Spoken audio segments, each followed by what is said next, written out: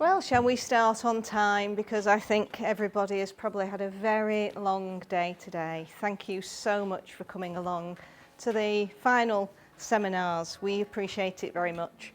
We are going to be talking about burnout, and after today you might be feeling a little bit of that, having been to as many as you have. So we're going to take it as gently as we can.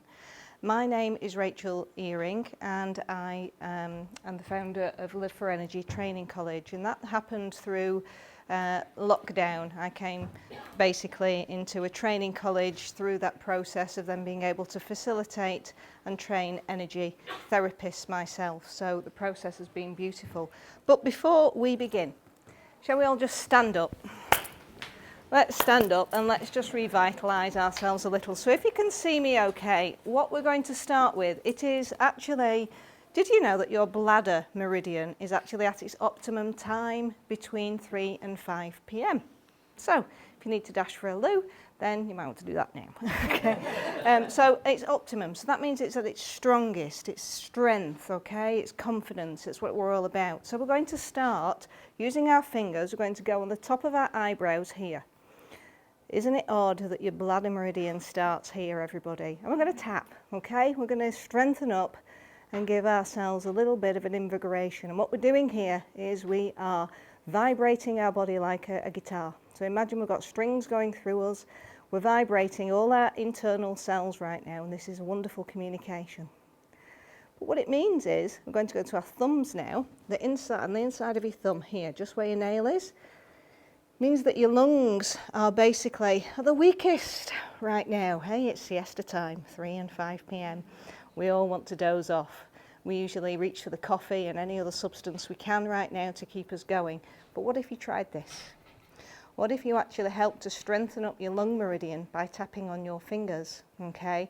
And actually give that freedom. Give yourself a bit of a stretch now and allowing the lungs to actually stretch out. Watching everyone behind you. Okay, and you might actually feel, okay, you've got that sense of freedom. I'm going to do 2 more. Collarbone. Just a little bit further down, your neck here, and you've got your bones here. We're just going to go a little bit further down. You know, like Tarzan used to literally beat on his chest. There's a reason for that. It's like the junction box here of all your meridians going in. And your kidney meridian likes a really good old wake-up call because it's very, very active. It does a lot for us. So we give that a really good old Tarzan thump. Yes, you might be coughing. Yes, you might have our ears streaming. Yes, you might be yawning. You might be farting. All sorts of things might go on when you start to vibrate the insides of your cells. Okay, it's like pregnancy. Okay, I know, guys, you don't understand that. But when we are moving and everything's moving around inside us, okay, it has to find some space. We're creating some space inside you right now, okay? And opposite, we're doing the yins and yangs at the moment. So we've done the bladder. Opposite the bladder is the lungs. We've got the kidney. Pointy fingers. You know when you want to go, right, everybody, you're getting on my nerves. Bring it back and give it a tap. Bring it back to you. Because we're very good at that. Especially when we're doing burnout, because it's everyone else's problem. Everyone else's problem, not mine. Bring it back to you, okay? And give it a bit of a tap. And just give yourself a bit of TLC, okay? Doesn't that feel nice? I'm feeling a bit teary right now. Okay, sit yourselves down. So welcome to the world of burnout. I've been there more than once. And we're going to talk about one of those in a little bit more detail today. But we're going to bring it down. Oh, she's pressing buttons and it's not working. Oh, there we go. Right, okay, I've pressed the right button. We're going to look at 3 simple principles today, okay, because we can get a little bit overwhelmed when we come to burnout. And the first one is very simple. Rachel's 3 R's. Okay, you can remember this, Rachel's 3 R's. What does Rachel say when it comes to burnout? What do I need to do? First one is remember. Well, when we have burnout, we're very forgetful, aren't we? It's the first thing that goes, brain fog, confusion. You go into a room, you forget why you've gone in there, you end up doing 1,000 more jobs than you needed. You come back, you think, oh God, yeah, I needed to go and put the washer on, or whatever it was, okay? So remember, and we're going to look at this word in more detail, and we're going to niche it down, break it down. Burnout is all about overwhelm, too much information, we're overstimulated. How can we bring that down so that it's a bit easier? And second is resonance. Okay, what does resonance mean? We're going to talk about that in more detail, because the more you resonate with your mind and your body, like we've just done now, okay, we are acting as a whole, part of us, not just as an individual part having to go off and do something else and the rest of us is left behind going, oh, wait for me, what do I need to be doing next? And the third one is regenerate. We generate a lot. We generate an awful lot. But what happens when we regenerate? When we're able to create something new from what is actually going on? Because burnout happens for a reason. And it usually happens because, to be honest, we've fallen out of love with a lot of things. Okay? Resonance is really about, let's get back into that love mode if possible. So we're going to first of all look at remember and the two streams of how in Latin the word remember works and how in ancient Greek it works. So in Latin it's very much being to remember, to call to mind something mindfully, to bring something back again mindfully. And how often do we remember something but it's not mindful? Yeah, remember, I've got to do this, I've got to do that, all in the middle of the night, okay? But in ancient Greek, they split that word up, and is back, to go back to something again and again, and go back to it again, and back to it again, and back to it again. But the member part was very much really about, more about our limbs, more about our body parts, and actually what happens when we put those body parts back together again as a whole. What do we create then? So if we bring the two back today and we do this from a mindful perspective of putting those parts of us back together again, what are we actually going to be create? And what are you actually going to find out about yourself when you do that process? Yeah, okay. We might have, oh, I've got to hold it down, headaches, okay? We might start off with headaches. And we might start off with headaches, and the frequency of them might be that they happen twice a week, 3 times a week, go up to 4 times a week. But what is the severity of those headaches? Okay, when we get used to having those headaches, it's just part of us, but then it might lead on to fatigue and forgetfulness and loss of appetite. It might make us dizzy.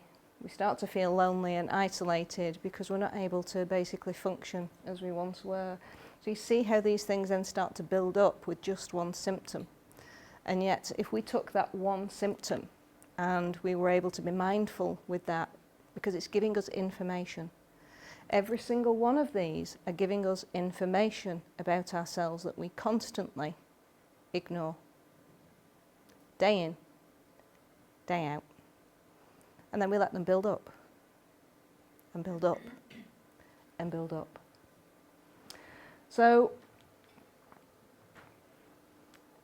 we're going to come back to that, don't worry. Resonance. So what happens when we, you know these strings that we were talking about? Imagine yourself a guitar, most beautiful guitar, okay, in the world. And top physicists started to measure resonance by using metal plates with sand on, and they'd plug in an electric guitar and they'd boom, strum away. And lo and behold, the chaos of all that sand would actually form a pattern, a very coherent pattern, a very beautiful pattern in some cases. So take the middle C, for example. That would create the most beautiful pattern, but it would do it again and again and again. Now it's the same with our thoughts, it's the same with our mind, because this happens with water. So when they freeze water, patterns start to form. Look at snowflakes, every single snowflake is different. And when they start to freeze water and all of these things, then these patterns start to occur. Now, as an energy therapist, and with long-term COVID, with everything that has been going on, so much burnout is going on, okay? And we are getting the backlog from the NHS because the NHS do not know what to do with people with long-term COVID and burnout. We are able to take the information that was on the last slide, we take all of that information from somebody and we say, okay, fill in this form, like we do. Fill in this form and tick off how frequent are your symptoms and how severe are they, and we work as that as a whole. But then we plug you in our unique way with all the different therapies that are out there. And I have a tendency to blend the therapies together, which creates a really magnificent effect.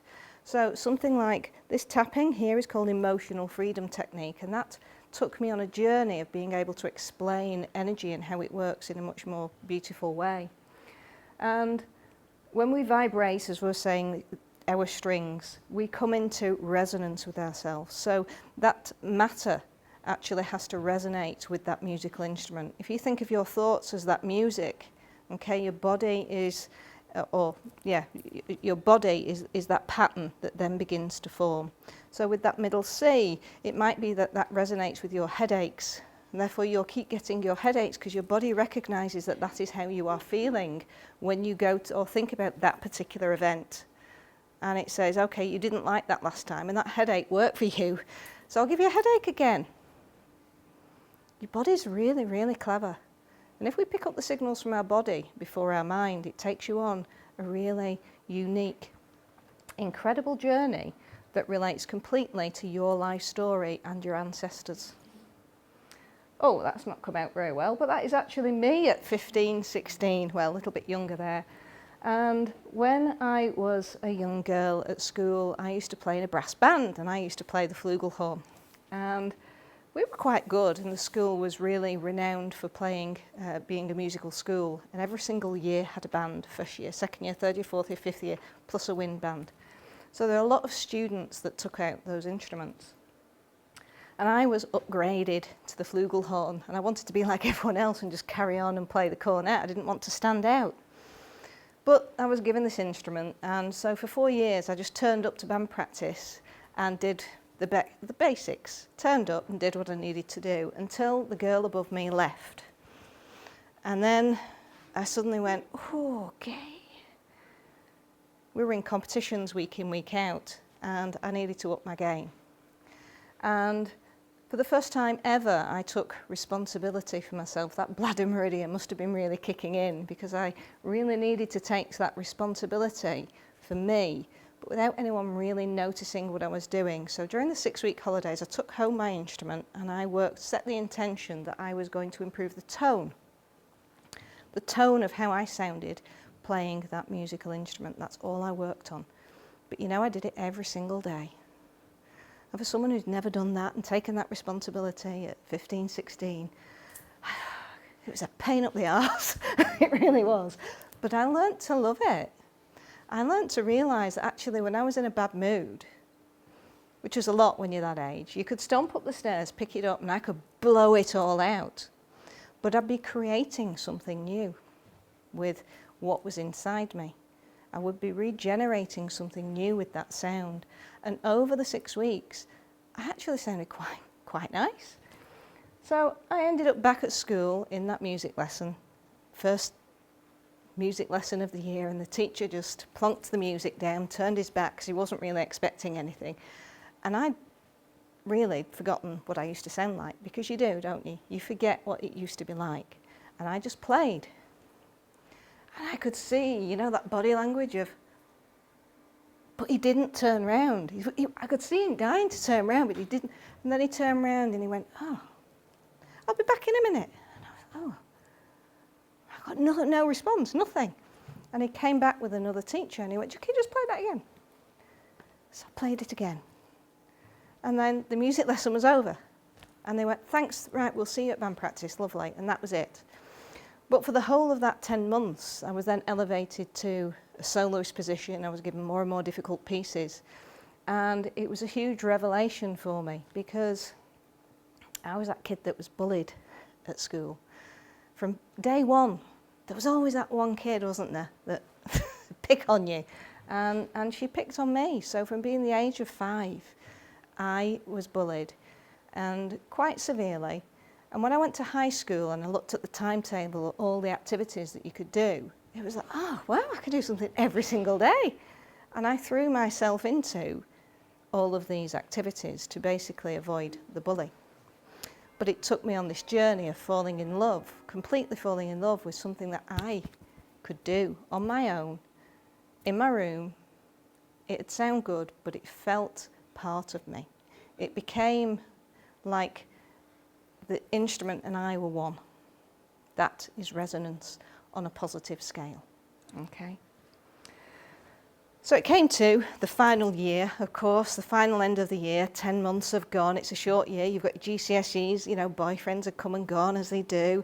And I was adjusting to being the flavour of the month, and it was a bit of a strange thing because I was getting attention from everybody. It was lovely. I loved it. I didn't have a clue what to do with it. So I tried to please everybody. And got myself into an absolute pickle emotionally. I couldn't sleep. I was anxious. I didn't know who to go to next. I was being pulled from pillar to post to go and do this, doing that, because I was also very involved with all the sports. So I was, you know, captain of everything. It was one of those, I loved it. I'll go and do this. I'll do that. Yes, I'll do that. Loved it all.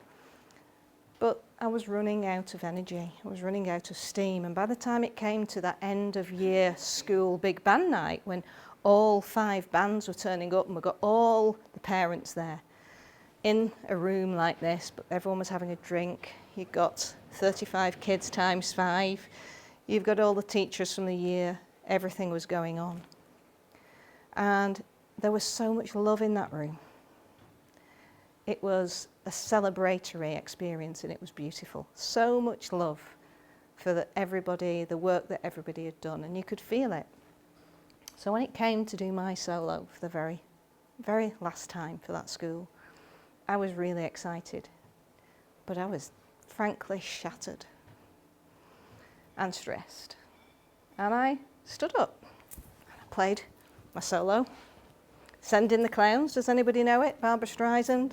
Da da da da. I'm not going to sing it. Really beautiful piece. And it came to the interlude, and the conductor was, oh, come on, you've got this, kid, and give you that real, you know, that smile that they give you to say, you're fantastic.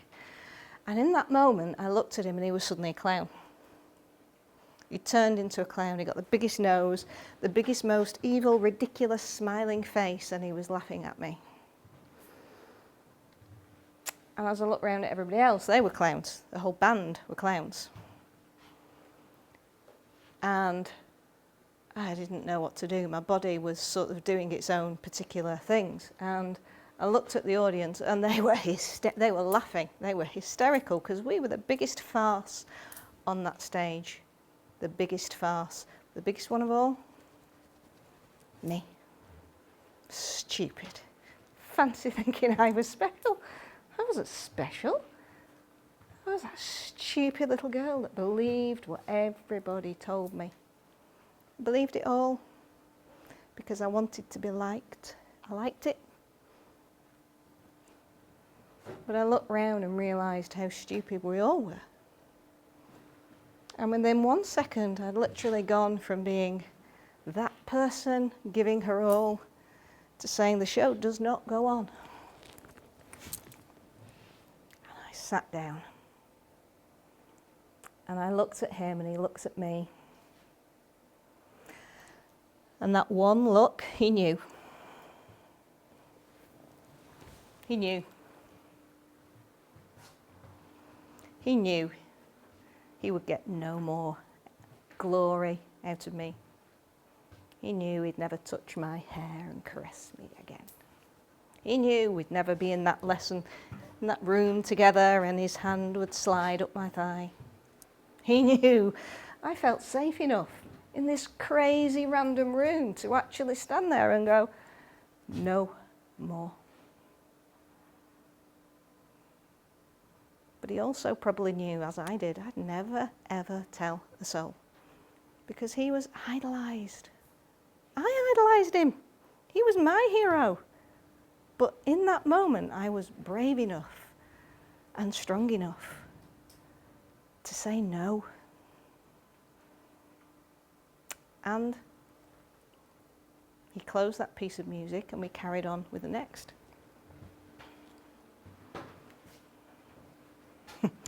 Send in the clowns.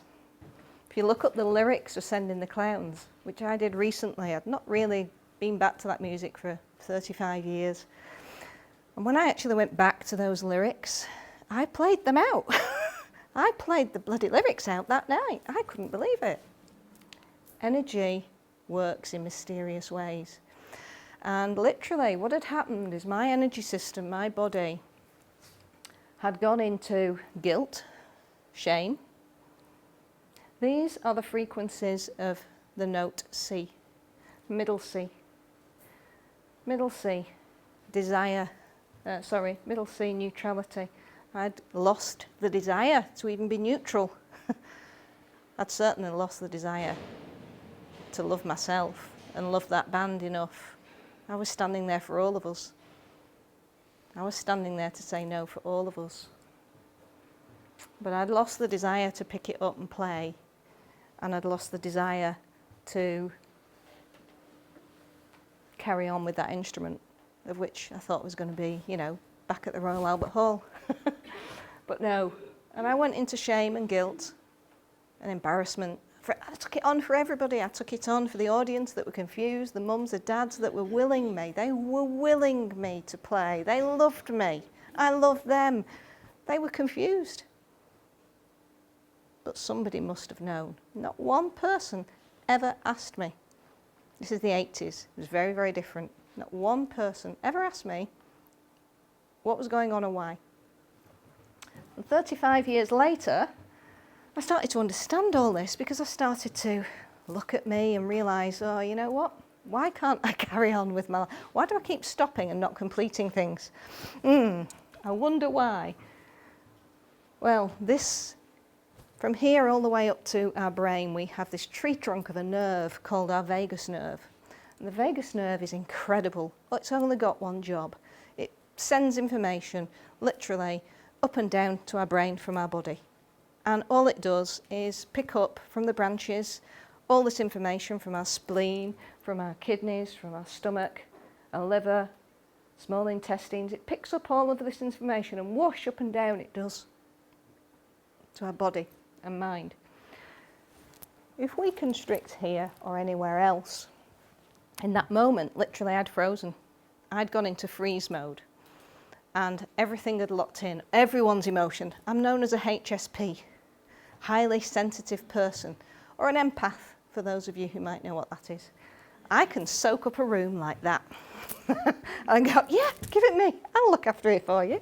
I'm really good at that. But I know what to do with it now. I can hold that for a whole room. I can hold that for an organisation because I've trained myself to do that in a very different way. So I'd collected all of this information and then I started to look at myself and retrain. I went and found something called emotional freedom technique tapping, which fitted in with all of the other modalities that I do, such as Reiki, NLP, hypnosis, MBIR, which is mindfulness-based inner repatterning. And it gave me this information that actually made sense. I could explain to my clients what's going on. But of course, when you're told that you don't need to know why these tapping points work, Rachel had to go and find out why, because I'd stopped trusting people. So I went to find out why, and I went into the Chinese meridian clock. And the Chinese meridian clock is a really beautiful tool that tells you the optimum and minimum times, you can have one of these after, of basically how things work. So when you want to sleep through the night, but you're constantly waking up between 3 and 5 a.m., it's because your bladder's at its weakest. Okay, your lungs are at the maximum. Your lungs, you want to automatically stretch, your lungs want to take in. That's why a lot of monks and yogis, the best time for you to meditate and things like that is between 3 and 5 a.m. Okay, it's when we take the most into our lungs. But it also led me to understand that actually, where do these emotions start? Well, they can start in your lungs. They can start in your spleen. They can start in your heart. They can start in your gallbladder.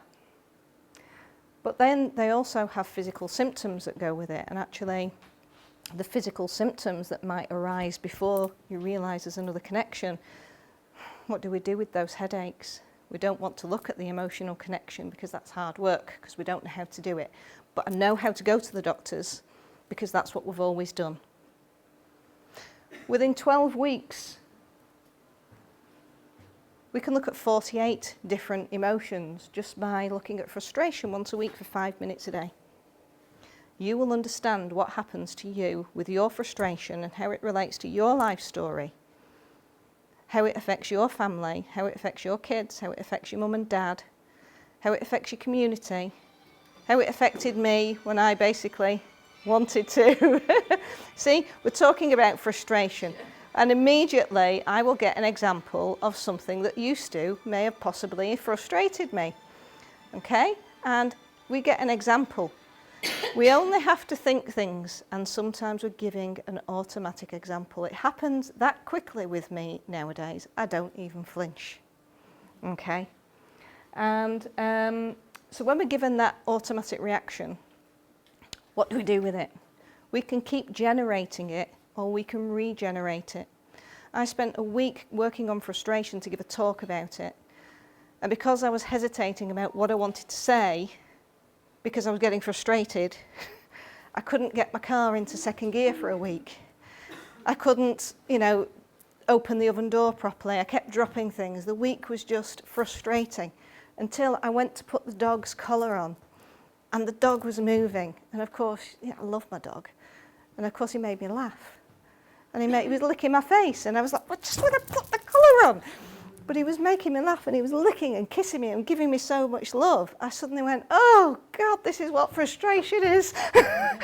And as soon as I realised that was what I was working on all week, this involuntary giggle, your body will react automatically. This involuntary giggle started, and I knew I'd cleared it.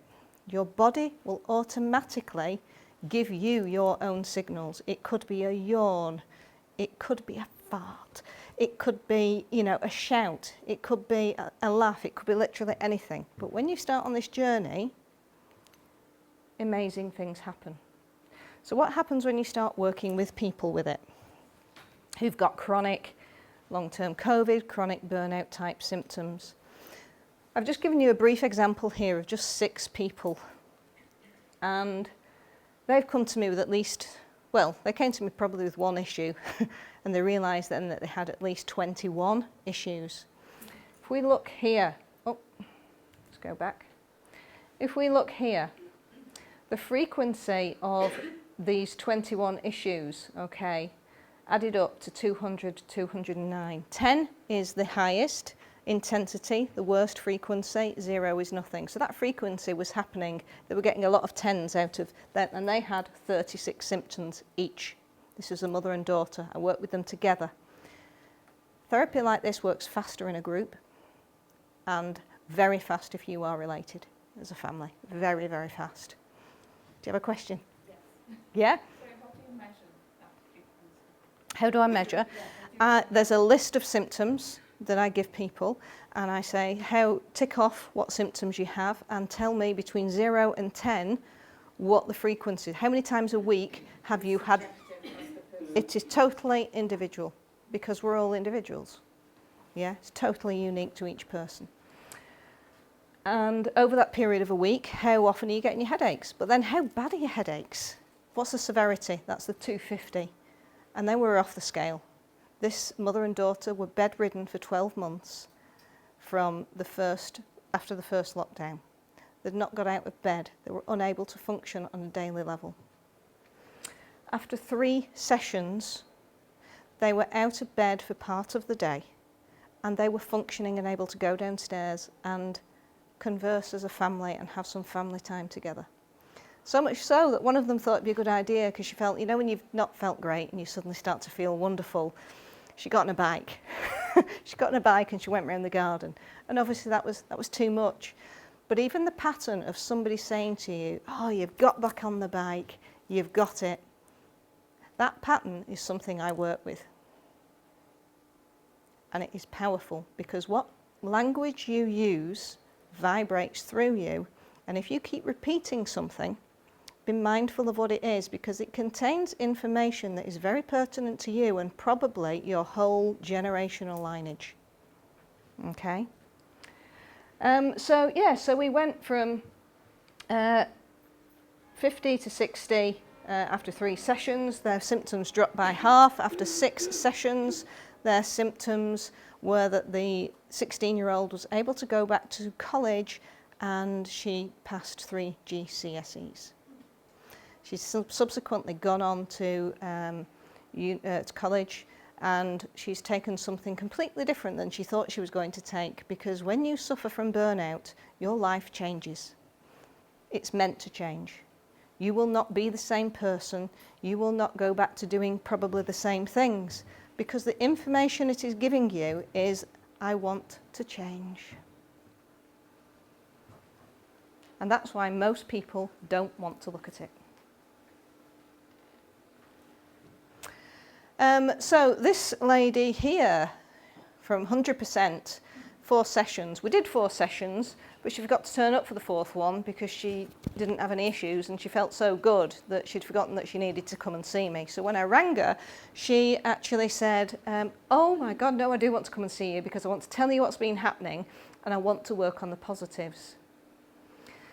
Why do we always think we have to work on the negatives? You are so much more than that. You are capable of so much. It makes my heart, I just want to cry for us all, because honestly, what you are actually capable of, it blows my mind. I don't even know what I'm capable of. And it is sometimes it's frightening, that prospect, because we don't know what that means.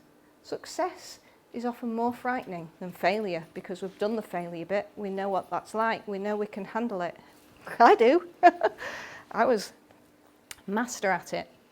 But actually looking forward and being creative, what would happen as a community if we started to really work together, and I supported you, and Frank supported you, and everyone else, and we supported each other like that audience unknowingly supported me at 15. Their love got me through that. We do it all the time, but what happens if we do it consciously? Whew, we regenerate, folks. I never thought I'd be back on a stage, being visible. I worked at ITV for 20 years, backstage, behind everyone else, behind the Franks, behind the Richard and Judys, behind all of those people, because it was so much safer to be back there than visible, exposed. But wherever you go, there's always that bit of danger. So, the spiral, everything that we do is a spiral. It doesn't mean that once we start to get into the flow mode, the zone, you think of those top athletes, they talk about the zone. That's what resonance is when you are wanting to be more than you think you can be, okay? We push ourselves that little bit further, but we seem to think it has to be push instead of love. And yet, when we actually love ourselves in the right way, in the most gentle, you know that little voice that you ignore, that we all ignore, that's really gentle and caresses us, and we ignore it because it's not hard enough. That little caress is you being gentle with you and saying, I love you, please listen to me, but we don't. But when we do, and we learn to listen to it, our emotions become more stable. We know what to do with them. It creates financial freedom. And all the pieces of our pie more pieces of our pie start to fit together without bouncing around all over the place, without going into that burnout. But that doesn't mean that we're not going to feel anger and shame and guilt ever again. Whatever anyone else might be telling you out there, that is a myth. You are. All these films that are coming up about, this utopia of life, yes, things can improve, but we can still feel those emotions, but we'll react to doing it quicker. We just get better and better and better and faster and faster and faster at actually catching ourselves and doing something about it. So I'm now working with people from the scientific realms. And the Galileo Commission has been set up by some of the top scientists around the world. Vasilios Basios here is a physicist researcher who is steering the Galileo Commission, and they are pulling together academics and researchers because there is a missing piece, as I'm sure a lot of you are aware, there is a missing piece in what they are researching. And they have frankly been pulling their hair out. They've been wanting to rip off. If you go on my Weird World of Knowing podcast, which has started recently, I'm interviewing these people. And Vasilios is basically saying that, we want to rip our white coats off. It's a bit like, Freddie Mercury and I Want to Break Free. They want to actually research all of who we are. And that includes consciousness. And that includes us being conscious of actually what is going on in our mind, of what's happening in our energy system. These weird things we can't explain that happen to us. And yet we know. When I sat down in that chair, I didn't have a clue I was going to be doing that. But my body took over and it felt like the right thing to do in that moment. And it was a weird moment to pick. But in burnout, that's what happens. Those weird moments happen more and more because your whole energy system is trying to give you some messages. Come and look at me. I need to talk to you. So why? Well, go back a minute. Lynn McTaggart is an investigative journalist, and she's been investigating for 30 years science and consciousness. And for the past 30 years, she's been setting intentions with some of the most renowned scientists in the world, such as Dr. Joe Dispenza, Dr. Bruce Lipton, Brenda Dunn here. I keep pressing the wrong button. Brenda Dunn from Princeton University. And Brenda Dunn spent 30 years investigating what happens if we set an intention. You know the program, and I can't remember what it's called, where you've got all the balls and all the lines come down and you've got to say, okay, which balls are going to go to the left and what number they're all going to go on. Well, that basically came about with Brenda Dunn and her colleagues setting up something called it's called Murphy. And if you go to Broughton Hall in Skipton, you can actually see and use all the equipment that they used to use for 30 years to find out this research about intention setting and actually the outcomes that they have. Because when we set an intention as a final result, we'll get it. We might not know how we're going to get it, but it'll happen if we become more practiced at it. And in certain groups, clusters, so a man and a woman, actually that male energy and female energy is actually even more important about helping that reach that final destination. There's all sorts of different outcomes, but basically these scientists are now wanting to work with people like me, an energy therapist, because we've been doing this and we've had no one to explain our work in a scientific way. So we're now pulling together to actually bring and make sense, which isn't in the medical world yet. It is becoming more into the medical world. But their findings are actually going to be quite incredible. And this gentleman here, Peter Merry, he's the one who's responsible for bringing all of this to Broughton. And the Weird World of Knowing podcast has come about because of the weird experience which has been brought together at Broughton here. And as we start to measure things, then I was reading today an article by a lady called Dr. Peter Stapleton, and they were just been doing MRI scans on people who have had eating disorders. And they've done emotional freedom technique, they've done tapping, and the actual brain scan is showing that the activity has gone from being very active when they had the issues with the food to actually nothing at all, or very little, after 8 sessions of EFT. So the energy therapies are actually proving to be quite very fast, very, very fast when it comes to burnout, and I've forgotten which button it is.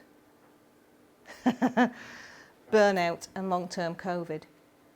So if we can remember and be mindful about all the parts of ourselves, that every single part of ourselves has information. Our cells have information. Our headaches give us information. That backache gives us information. And we can catch it before it becomes too big an issue, then we're not going to suffer from burnout. But even if we do suffer from burnout, that information is still there for us to learn from and regenerate from. And that resonance of how we can actually learn to love ourselves through it, if we can take a group of people and work through very intense tens and nines people are coming to us with, tens and nines in severity and frequency of their symptoms, and we're able to bring that down into a cohesive state, most certainly they have an effect within one session. It might not have gone, but if between 3 and 4 sessions that's happening, what could we be? Who could we be if we weren't all suffering from these symptoms now? What could the future be? It's beautiful if we actually give ourselves the permission to do it. And I gave myself permission to be here today and stand in front of you for the first time in 40 years. And from that 15-year-old girl whose body and energy system said no, well, I've basically learnt to play a new musical instrument, and I've fallen in love with her. And she's pretty damn special. And you need to know that you are too. Really damn special. And the musical instruments that you've got, it's your family's. You're playing it. If you decided to take on this work, you were doing it not just for you, you do it for your family, because what work I do on me ripples through to my boys, and they don't even know it. But I watch it play out in their behaviour. When I work on me, I see it work out in my mum and my dad when he was alive. And I can explain it to them, even though they don't really understand it, but they're beginning to. And I teach people how to do that with their own families, and the most beautiful, beautiful things are happening when you can see within a family that actually that thing that always happens in your family. For us, it was alcoholism, addictions, not being enough, not putting our head above the parapet. So we would self-sabotage, self-sabotage, self-sabotage. Very good at self-sabotage. I am breaking that cycle, but so is my brother. So is my brother. It's a really magical thing to witness when you become conscious of it, when you are resonating with who you are. So, thank you for listening, and my invitation to all of you is come and join this leading edge of people, these leading edge of scientists and researchers. Come and join and be the organisations and the individuals who can create something new out of who you are. Because you are pretty damn special. But what could we create together? What could we create together? And if you're feeling like I'm feeling now, I think you've got a good idea what that might be. I'm Rachel Earing. Thank you for joining me.